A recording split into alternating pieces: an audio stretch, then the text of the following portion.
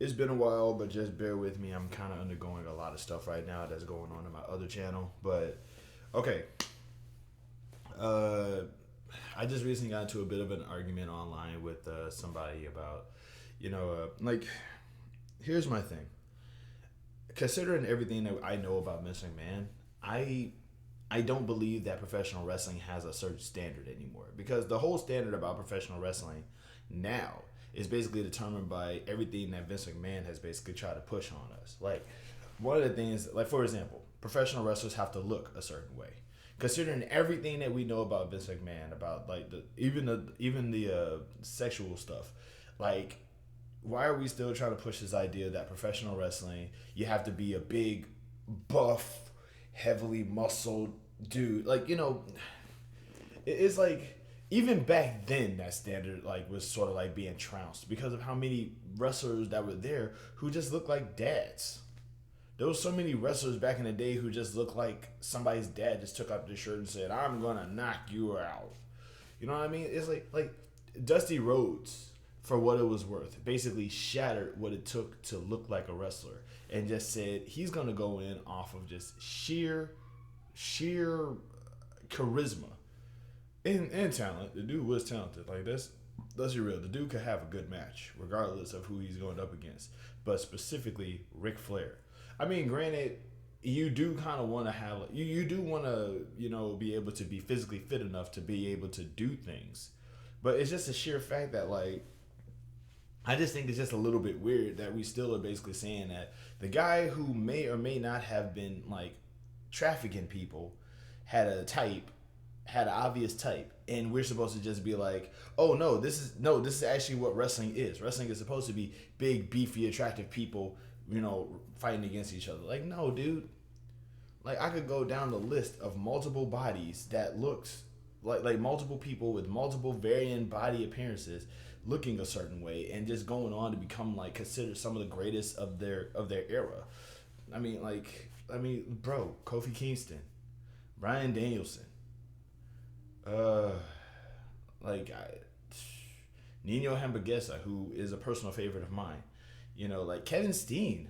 I'm not even a fan of Kevin Steen, but I can acknowledge that that dude has done his fair share of wrestling, and like he's acknowledged as one of the greats. He's like you're gonna like Samoa Joe, guys. I'm not even a fan of Samoa Joe. Same thing. There's so many wrestlers now who are basically like just sort of, let's not even talk about the bigger guys. We can also talk about the smaller guys, the shorter guys, like Leon Ruffin, Leo Rush, Ali, Ali. You know what I'm saying? Like these guys like this and multiple more have basically taken what it means to be a wrestler and flipped it on its head. And there's still this push towards wrestlers having to look a certain way or present themselves in a way, which is basically code for I have to like how they look in order to consider them a real wrestler. And it's like, no, you don't. You really don't. Just watch the wrestling.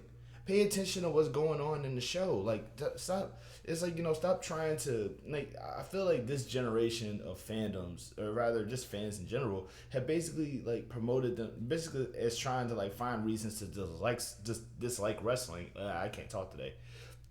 Just so they can say, like we're better than the product, and if we don't like it, the product sucks. It's like no, dude, you just don't like it. You just don't like it. There is no specific way for a wrestler to look. Wrestlers are gonna be big, fat, tiny, little, short, skinny, whatever. They're gonna look a certain way. I am trying to be a professional wrestler, and I look like the biggest dork you ever met in your life. Okay, like you clearly are not gonna like me because I'm not big and buff and my chest and out. You know what I'm saying? Like this is what my arm looks like. This is what my arm looks like. This is nothing. Okay, and I've been working out since I was a kid. Okay, on again and off again. By the way, this is what I look like. I'm not gonna show you. I'm not gonna take off my shirt, but I'm fat and hairy. That's what you need to know. And I'm trying to be a professional wrestler.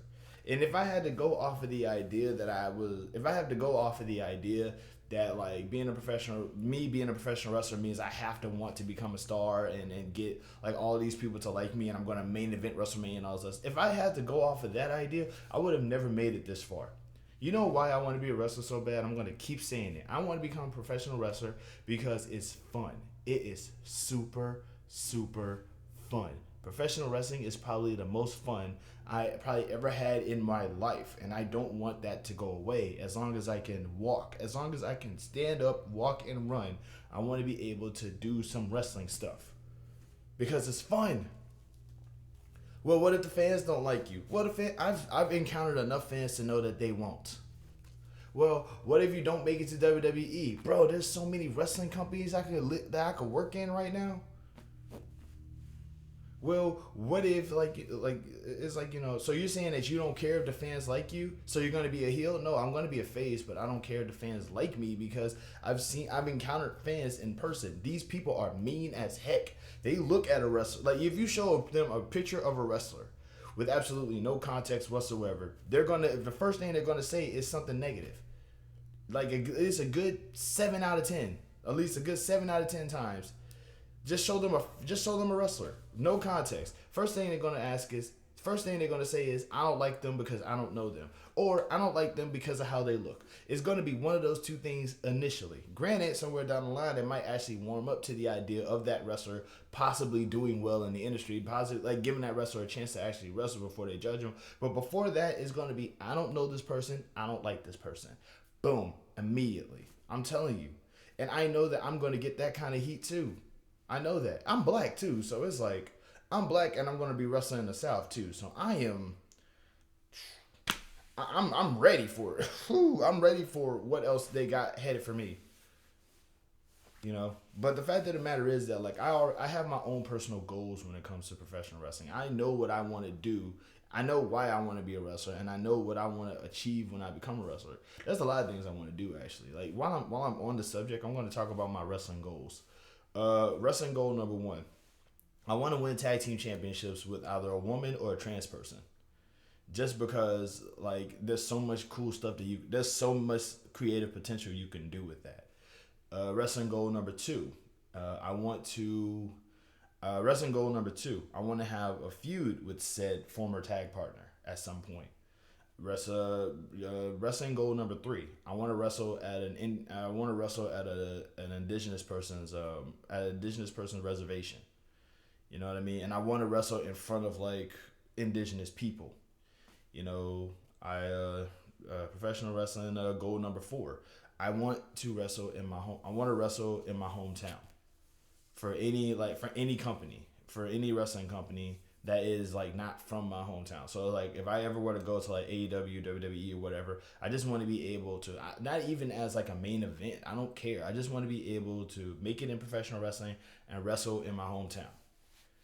So if I like go to AEW, I want to wrestle in my hometown. If I go to WWE, I want to wrestle in my hometown. I want to go if I go to like if Reality of Wrestling starts touring, I want to wrestle in my hometown. The fact is, win or lose, I just want to be able I want just people who have grew up with me to be able to say, "Is that Manny?" That's what I want. Another wrestling goal I have, and this is I want to be able to do a shooting star press. That's something I've been wanting to do for a long time. The shooting star press, the 450, because I can do a corkscrew 450, but I can't do a 450. I also want to be able to do because if I do a shooting star press, I'll be unstoppable.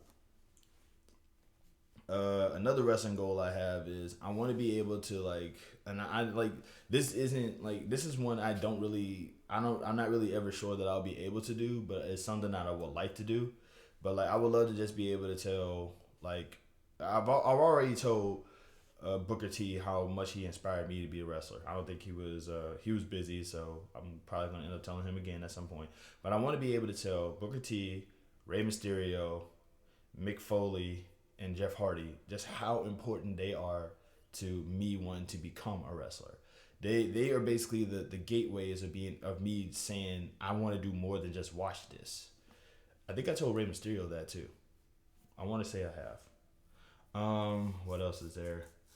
Another wrestling goal that I want to do is I want to wrestle in Africa, in an African country, whichever one. It don't matter. Like either Nigeria, Uganda, the Congo, South Africa, Tanzania. whatever. I want to be able to wrestle in an African country, and so that's another thing I would like to do. Maybe Madagascar. I don't know.